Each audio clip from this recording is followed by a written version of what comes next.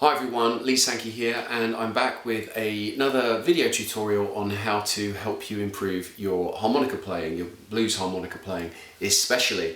Now this exercise is something that I still use regularly. I've been working on it for many years. I still make mistakes when I do it, and I want to share it with you today because I think it will make a big difference to your playing. Now I know there's a temptation if you don't have much time to play the harmonica. When you pick up, you just want to sort of jam along to jam tracks and have fun playing along to your favourite musicians, Little Walter and so on and so forth. But depending on your ambitions, if you want to build your technique and you want to kind of improve, then doing these kind of exercises is really, really important. Now this exercise is great because it tackles a couple of the big challenges with playing the harmonica. Now the first one we're all familiar with is that a lot of the notes on the harmonica across its range are not available unless you can bend. So it's not like a piano or a guitar or a saxophone. You put your finger in the position and boom, you've got the note. So notes on the harmonica are sometimes hidden in the form of bends and also overblows and overdraws, but let's forget those for the purposes of this exercise. And the other challenge with the harmonica, which I guess in a way is kind of unique, is that it's an instrument where once you've learned the logic in one octave, when you move to the next octave, that logic doesn't apply. So in other words, it's like playing the piano, and when you move up the next octave, all the keys have moved round. And this is a really big challenge with becoming proficient on the harmonica, and in my opinion it's why you don't hear many people playing up and down the harmonica across the full range smoothly. People tend to be comfortable around the kind of draw 2 to blow 6 or draw 1 to blow 6. So this exercise is really good for building up what I call a brainstrument. In other words, your mental model of the harmonica, your understanding in your mind's eye of where all the notes are. This is a fantastic exercise for that. And if, when you pick up the harmonica, you spend 5 minutes doing this before you sort of launch into sort of having fun and so on and so forth, then it'll make a huge difference to your playing.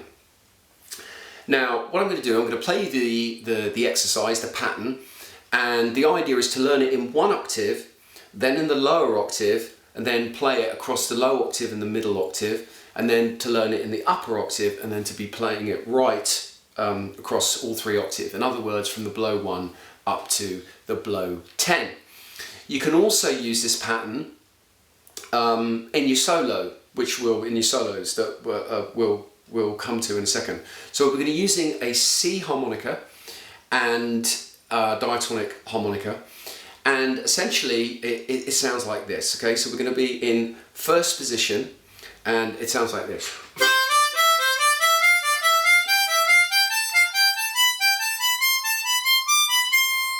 Right, that is it in the first middle octave, all right? That's where we're going to start from. Doesn't sound bluesy, but if you practice it, it will give you lots of reward, I promise.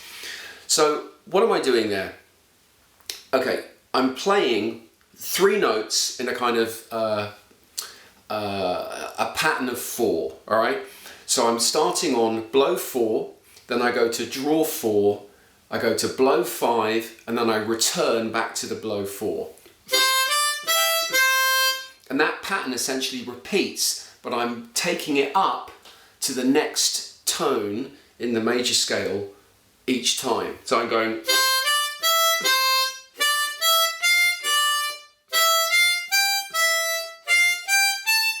and so on, all right?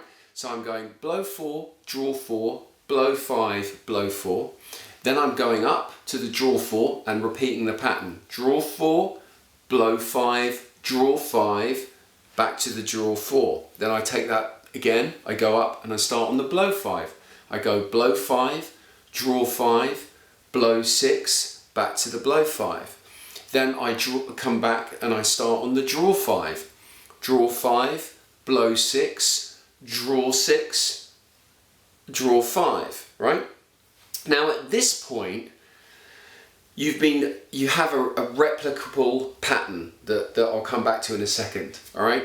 So the pattern of going blow, draw, across to the blow 5, and then returning to the blow note that you started on, and then starting from the draw note, moving diagonally across, up, and then going to a draw note and back, works for the first 4 notes. It's the same. When you get to the blow 6, this logic breaks down, because this is where we get into the notes moving around. So you go blow 6, draw 6, draw 7.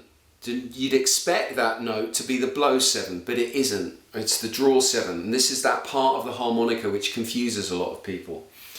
So you go blow 6, draw 7, and then back to the blow 6.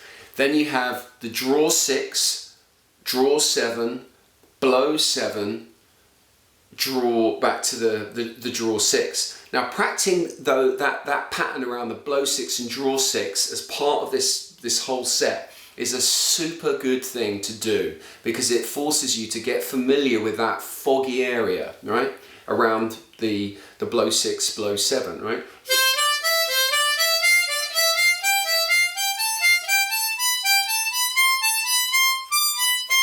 Right, it's a really good thing to do. So then you've got the draw. You've done the draw 6, blow 7, draw 7, back to the draw 6. Then you move it up to the draw 7. You go draw 7, blow 7, draw 8, back to the draw 7, and you end it, this octave, by returning to the root note, which is the blow 7. All right, so.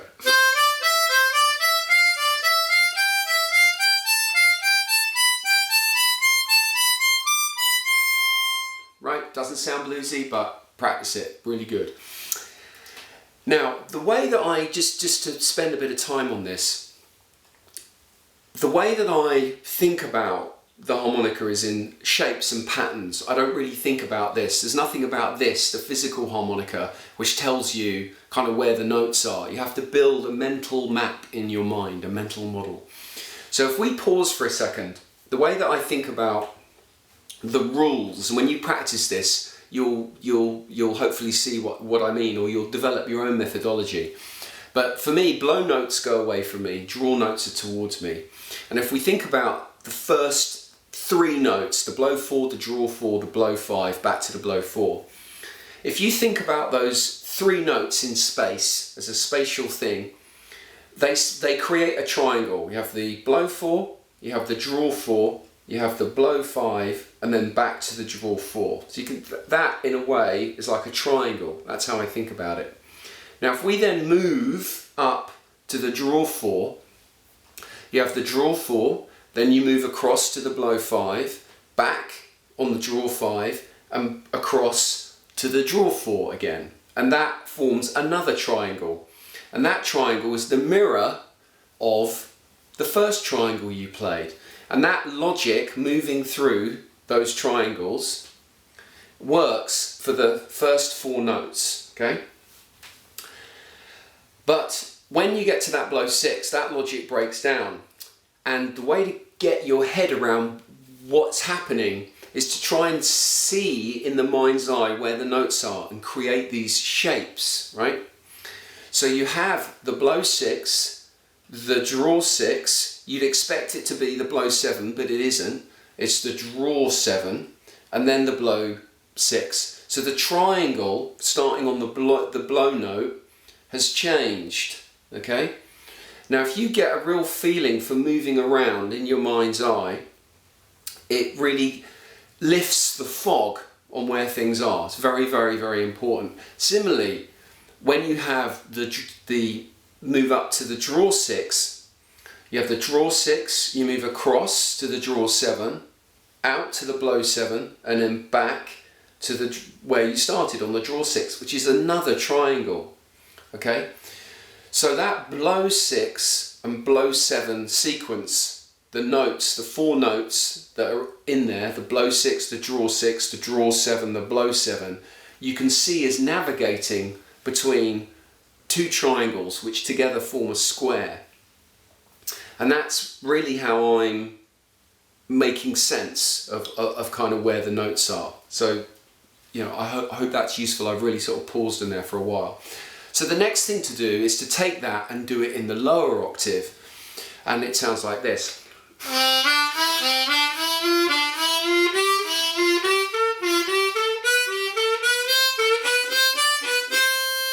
And I should say, you can play and practice this lip pursed or tongue blocking, or practice both. It's great. Great to do both. So what am I doing in the lower octave? Okay, so you have the blow one, the draw one, the blow two, back to the draw, the blow one. So exactly the same pattern, same triangle pattern as you have in the middle octave. Then you move it up to the draw one.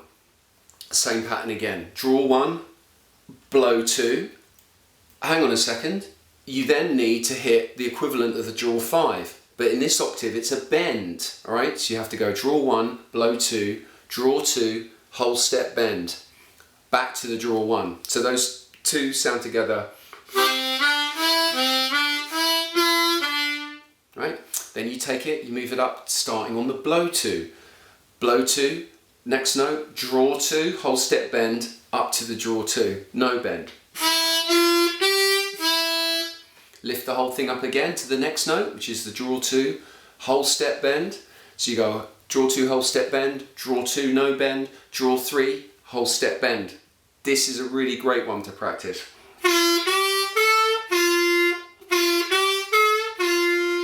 Right? And you take the whole thing up to the draw two, draw three, whole step bend, draw three, no bend, back to the draw two. Then onto the draw three, whole step bend, which is the next note in the major scale. Draw three, no bend, draw three, whole step bend, draw three, no bend, to the blow four. Always returning to the note that you started on. Then we take it up, draw three, blow four, draw four, back to the draw three, and then ending it on the blow four.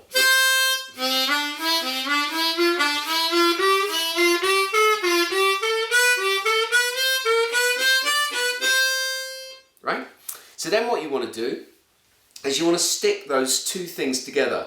And as I said, you're looking for not speed, you're looking for consistency of timing. So don't go too fast, don't try and be flash, go slow, solid progress that you've got it down with control, and as you get more confident you kind of speed up, right? But better to play slow with control rather than fast and messy, right? So if we stick those two together,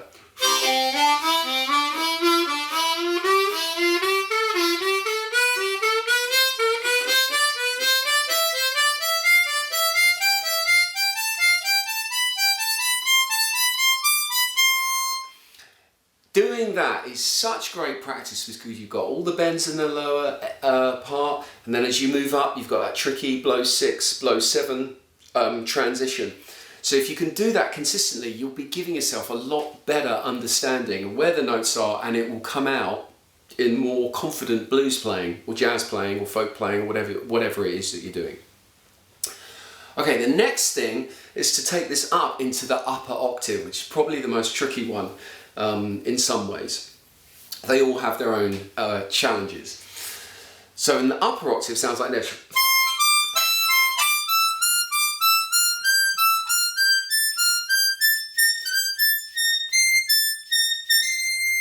You can't go any higher than that. So the notes there are, start on the blow seven. Now instead of in the middle octave, your first note is a draw note on the same hole, here the logic is reversed. So you have to go blow seven, draw eight, blow eight, back to the blow seven. So in other words, if we think about squares and triangles, the triangle, instead of coming straight back, you're going along the diagonal first. So you're going blow seven, draw eight, blow eight, back to the blow seven, okay? Next note is the draw eight. So you're going to go draw eight, blow eight, draw nine, back to the draw eight. Sorry. you take it up, you go to the blow 8. So you have blow 8, draw 9, blow 9, back to the blow 8. And you come up to the draw 9. So you have draw 9, blow 9, draw 10, back to the draw 9. Right?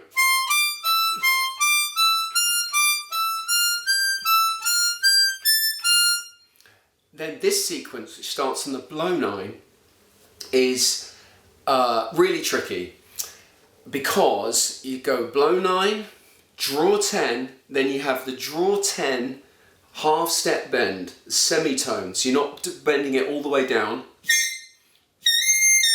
You're not doing that all the way to the a tone bend. You're looking for a semitone bend, okay? So, and it's really hard to do, but again, with practice, you'll get it. So this one is, you're going blow 9, draw 10, half step bend, blow 9.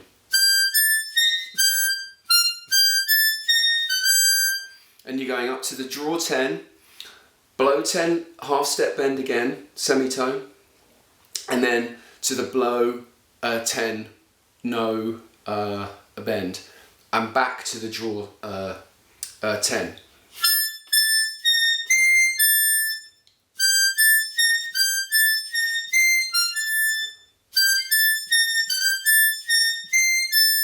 And then you can you can't go any higher than that. So then you can go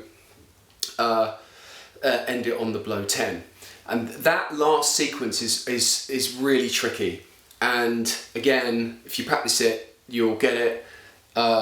Practice it, lip purse, tongue block. That draw the blow 10 half step bend is very tricky. Lip purse or tongue block to get it right. But if you're practicing your first position major scale in that upper octave,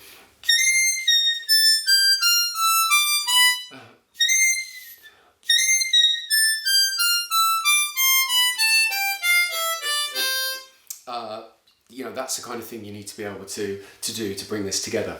So then what you're looking to do is to combine that pattern from the lower octave, middle octave and upper octave. It sounds like this.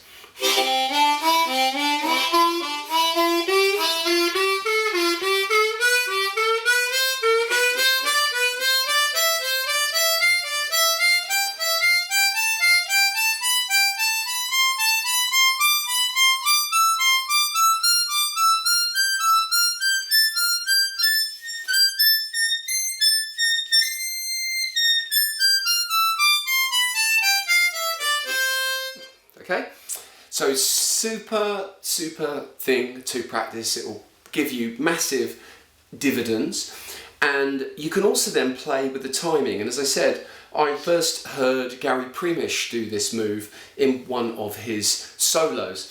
So you can use it to transition from the 1 chord to the 4 chord and vice versa. So you can change the timing. So instead of going, you can go, right? So you can play around with the timing. So you might be on the 1 chord, go to the 4 chord, and then when you want to come back onto the 1 chord, this is in a 12 bar, you can throw in this phrase. So it might sound something like,